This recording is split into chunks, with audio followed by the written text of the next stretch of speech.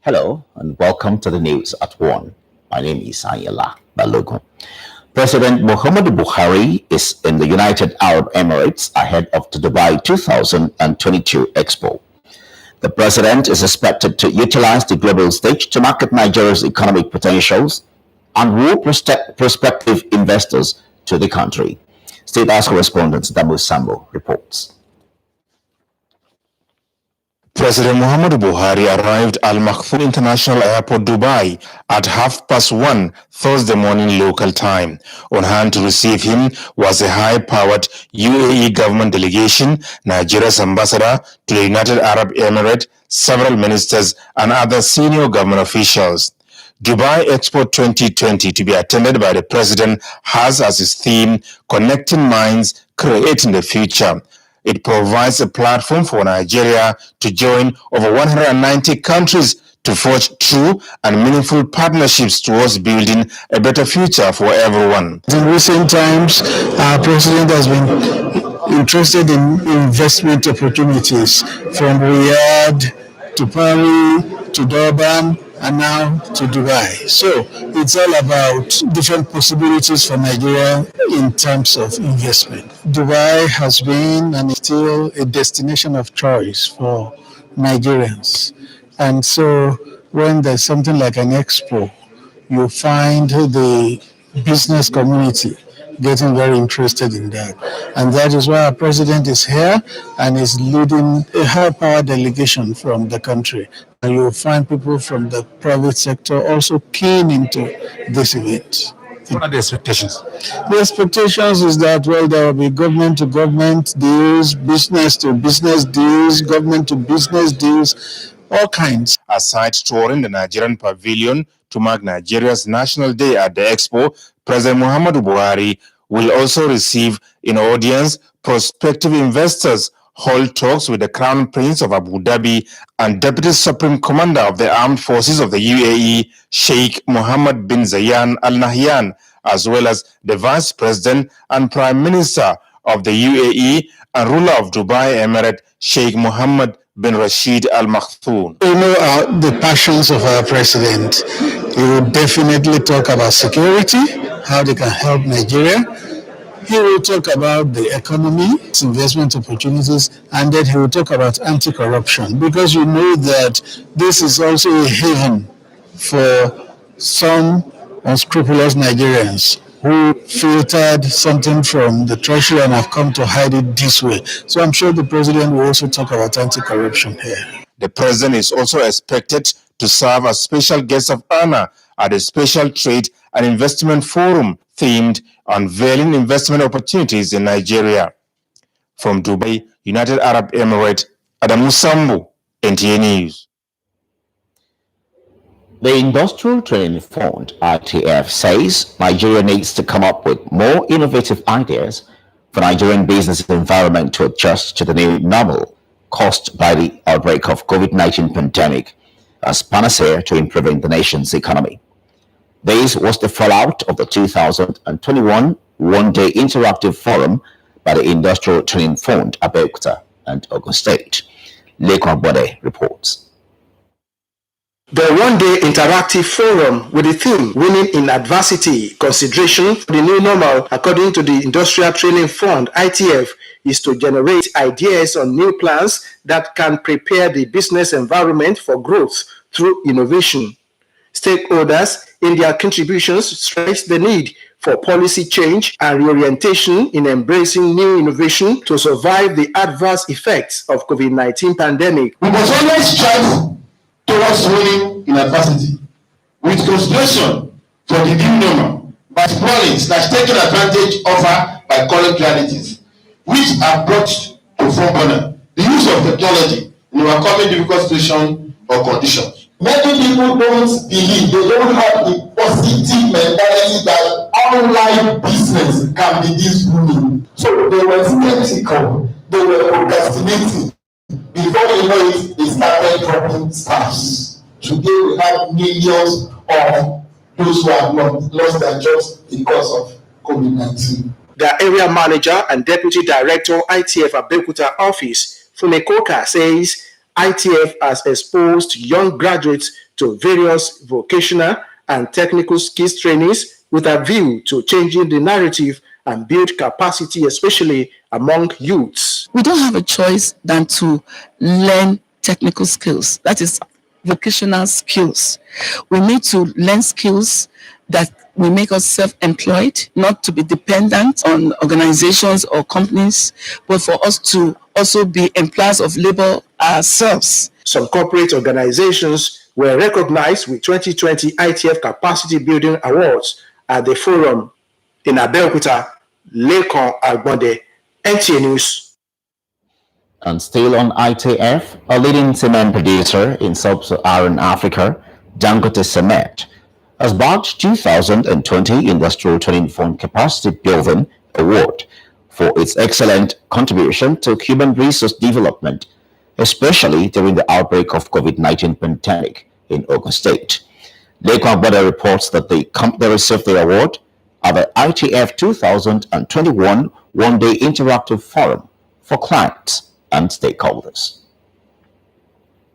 Dangote Cement PLC, a subsidiary of Dangote Industries Limited and one of the leading entities in the sub-Saharan Africa and largest producer of cement, has its factory situated in Ibeshe community in Ogun West Senatorial District. Since its existence, the company has played a significant role in the discharge of corporate social responsibilities towards its host communities through human capital development, which includes training and empowerment, especially in youth development. The company redoubled this effort during the outbreak of COVID-19 pandemic by empowering the people on how to live a new normal, which requires innovation, especially in the area of technical and vocational training. And this is why the Industrial Training Fund, ITF, has decided to recognize the unique role Dangote Cement is playing in capacity building.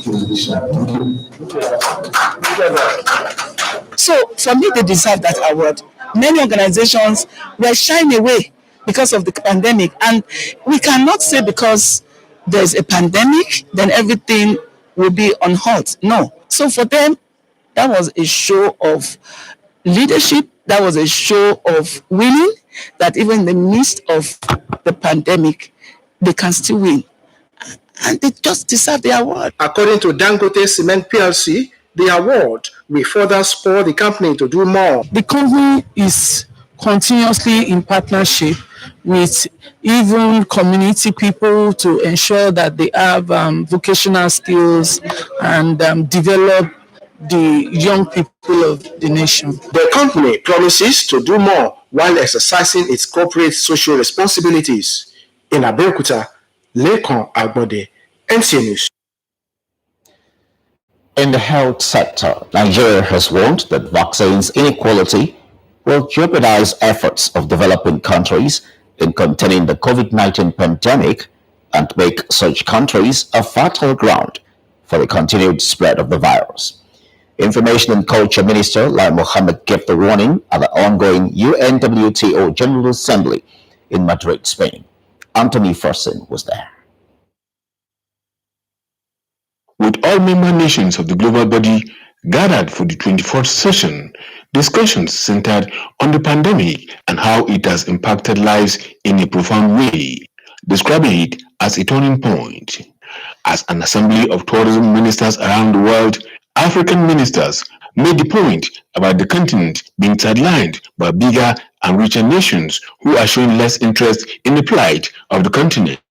I made reference to the fact that most developed countries, they use their enormous resources to sign agreements with manufacturers of vaccines. So what we have in the world today is a situation whereby there are countries like the USA, like Japan, like UK, have cornered the vaccines that have been produced.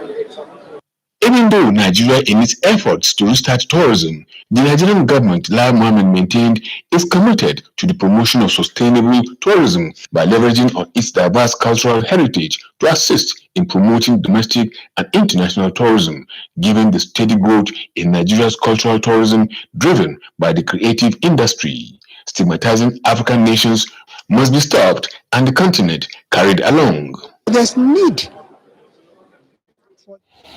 Still on COVID-19 vaccination, Ogun State government will start enforcing the no vaccination, no work directive at the expiration of the 60 days window provided by the state government for workers and other residents of the state to receive the COVID-19 vaccine. Before the deadline, which will lapse by 2nd of January 2022, some of the state government workers in the state secretariat to NTA Abeokuta however, taking advantage of the window to visit the nearest vaccination center to receive the vaccine. Anthony Gandano was at one of the designated center at the state government secretariat, Okemoso, where he reports that responses to the collection of the vaccine is now more encouraging as the workers and other residents are now taking advantage of the proximity of the vaccination centers to receive the COVID-19 vaccine. Details of the report will come your way in our subsequent bulletin. Federal civil servants in Ogun State maximized the opportunity of a COVID-19 vaccination before the December 1st deadline issued by the federal government to take the first and second jab of the vaccines. To this end, there was no enforcement of the no vaccination, no work directive, as some of them were moved freely with their vaccination cards and resumed duties without hindrance of being locked out of the office for not heeding the directive at the Okemoso Federal Secretariat in Ogun State. It was business as usual for the federal government workers in Abeokuta as they resumed early and were seen going about their normal activities without being challenged on whether or not they have been vaccinated. Many of them, however, said they have received their first and the second jab of the vaccine as leadership of the Secretariat provided opportunity for all workers to receive the vaccine even before the December 1st deadline issued by the federal government. Yomi Dalemo will bring us situation report at federal and state government secretariats in Abeokuta, the Ogun capital, in our subsequent bulletin. This is the news at 1 on NTA Abeokuta, Channel 12. More news after these timeouts. Stay with us.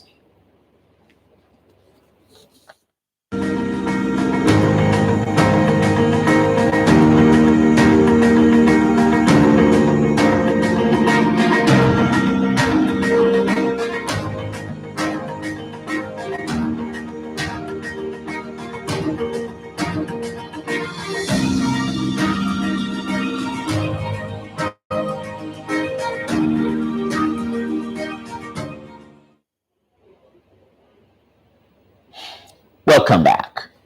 Operatives of the Ogun State Security Network Agency, Amotekun Corps in Ijebu East, have arrested a 40-year-old Ogidon Yusuf of Wuraola Street, Epe, for allegedly cutting off male genital organ of one Oluo Shakiru.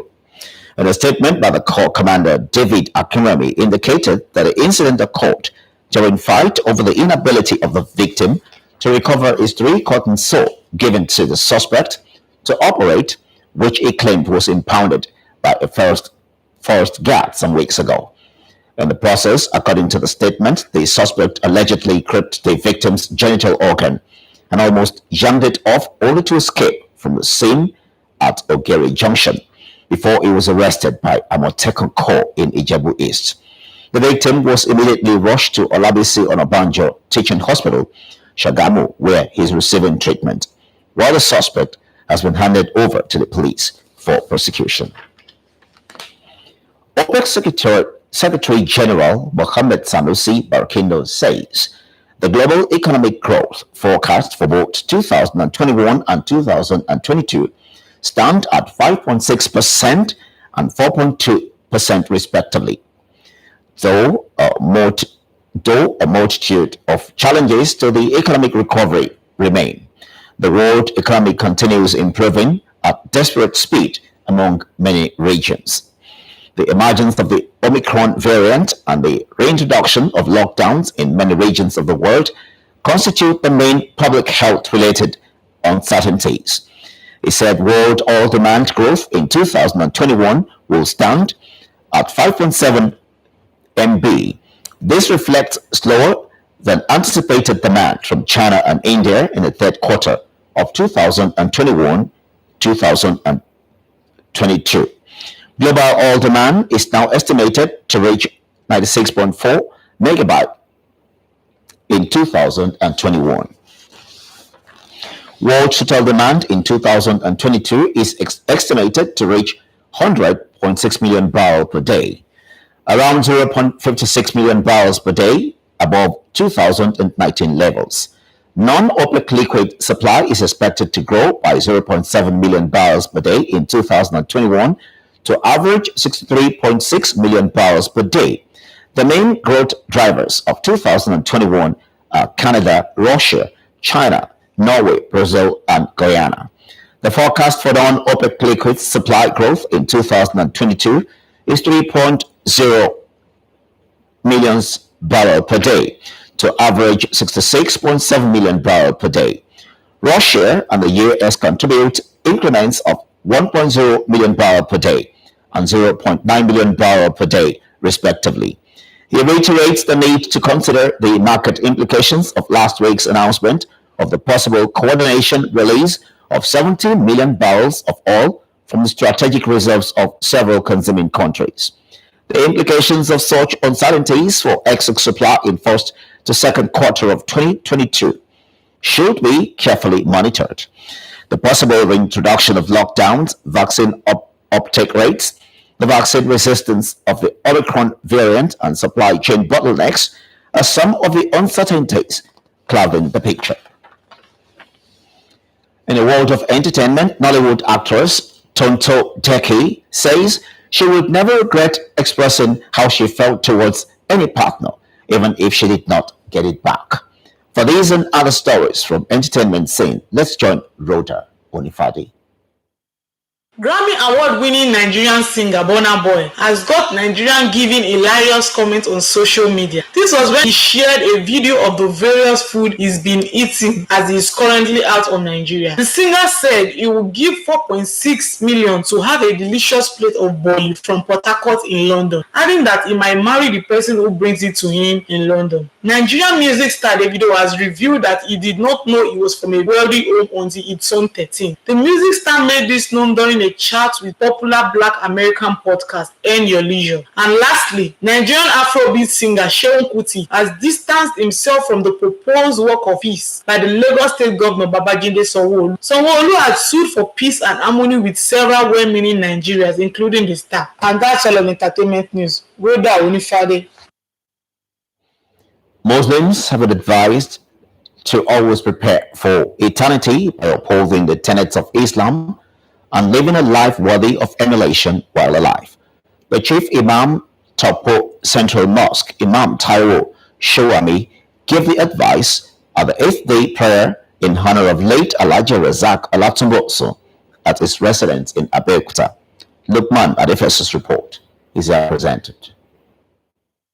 Families, friends, Islamic clerics, and other well-wishers, including NTA families, gathered at the residence of the late Alhaji Razak Olatunboso for the 8th-day Fidal prayer.